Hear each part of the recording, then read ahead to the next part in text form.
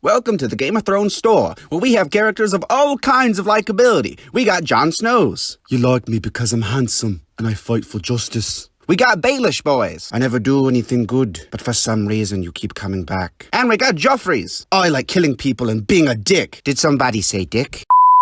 I shall reign triumphant. Buenos dias, children.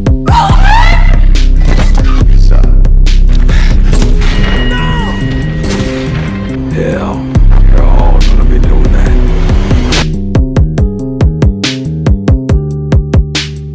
Welcome back to Villain Review, episode 54. Today, we'll be looking at the blonde bastard himself, King Joffrey. Before we get started, hit that subscribe button and comment below who I should review next. Is Joffrey another boring character, or is he one of the show's great personalities? Let's break him down and find out. Why should every lord command his own men? It's primitive. No better than the hill tribes, we should have a standing army of men loyal to the crown. So when two people who definitely aren't siblings love each other very much, they have normal children. Children who don't do batshit crazy things like, forcing prostitutes to beat each other. But when siblings have children together, well, we get Joffrey Baratheons, who are destined to annoy viewers and Sansa Starks all over the globe. Being born the bastard child of Jaime and Cersei Lannister, Joffrey grew up in an environment of a lot of wealth and power. With his fake dad being the current king of the kingdom, Robert Baratheon, Joffrey would eventually take the throne for himself when Robert passed away. Away with you, dog. You're scaring my lady. Don't like to see you upset. Being told from a very young age that he was better than everyone else and that one day he would have a lot of power made Joffrey a very cocky and arrogant young man. Growing up in a rich family would definitely make any kid a little spoiled, and when your mom's constantly telling you how awesome you are, it might make anyone develop a bit of an ego. With all the circumstances of his childhood, it makes a lot of sense why Joffrey is so egotistical.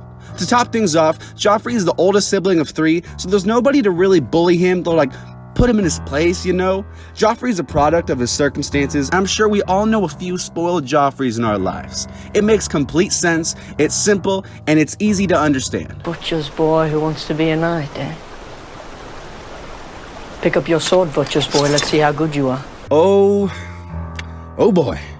What can I say about Joffrey's character? Joffrey is one of the most unlikable, piece of trash, sexist, evil, and crazy characters on this show, and I love him. One of the things I like about Joffrey is that we see what it's like having Cersei as a mom. We see what kind of child that would look like. Joffrey is loyal to absolutely nobody except himself, and I'm pretty sure I've seen him go off on pretty much everyone on the show at some point. As much as we see the influence of his mother, Joffrey is somebody who's also trying to be his own person. It's kind of like he took everything he learned from his parents into account, but then kind of twisted it into his own strange version of that advice. Joffrey, my son, you must never cheat in school. Okay, and you can't cheat in classes if there are no classes. I should burn the school down. Please don't. So what you're saying is don't burn the schools down, but only burn the teachers? Again, no. I think I get it. Don't cheat in school. Correct. Because everyone else is way dumber than me and they deserve to be burned alive. Also, burn the schools. This kid is seriously messed up. Yes, but I'm loyal to King Joffrey. That girl has no balls. Joffrey did not mean it. Yes, I did. I'm going to have it served to Sansa at my wedding feast. No.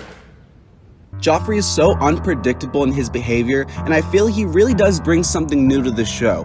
I like that in Joffrey trying to be his own king, he does some things that absolutely nobody expects. His entitlement clashes with so many other characters on the show, and it just shows how messed up the government is in Westeros, to where nobody in any position of power can really stop him. Despite all his power, Joffrey still shows signs of just being a kid, and it's a really humanizing thing. We see him get scared at the Battle of Blackwater. We see him get infatuated with Marjorie, and we see that he really does care about those closest to him, mainly just his mom, but that's about it. I get the feeling that if Joffrey was raised by normal parents, he would be a pretty chill guy. Say what you will about his antics, but I also really respect how much he gets stuff done. Compared to freaking Tommen. He knows what he wants, and he does it. It's an aspect I think is actually pretty admirable in a leader. To send Robb Stark's head. I'm going to serve it to Sansa at my wedding feast. So I enjoy a lot of Joffrey scenes, because up until we get Ramsay, there was really no character on the show similar to him.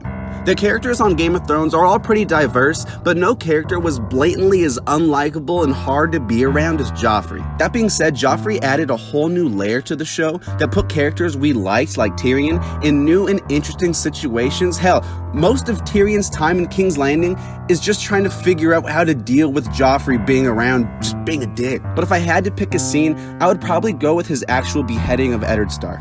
Sir Ilyn, bring me his head. This scene is one of the most memorable in the show, and it's an incredible scene for Joffrey as a character. Throughout this scene, we hear Joffrey speak with an entitlement and arrogance that clearly shows how much better he thinks he is than everyone else. You can tell he's enjoying every second of it. Like I said, we see here he openly rejects the advice of others to try and be his own king. Something that backfired, but it's admirable all the same. The shock here is crazy, and it's only paralleled by Joffrey's cruelty. It's this scene right here that shows us how bad things are going to be under Joffrey's control and how unforgiving this world is. It's an incredible scene, and I haven't even talked about Arya and Ned's confession and the music and everything about it. It's a great scene.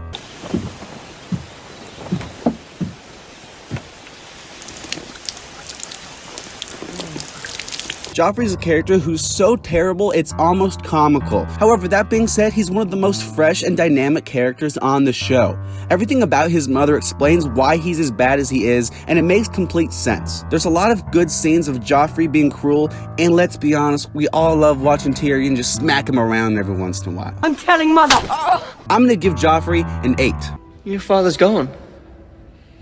As the father of the realm, it is my duty to give you away to your husband. Thanks so much for watching, and comment below who I should review next. Hit that subscribe button real quick and let me know what you think of Joffrey in the comments and why you love him, because we all do. Thank you so much. See you later.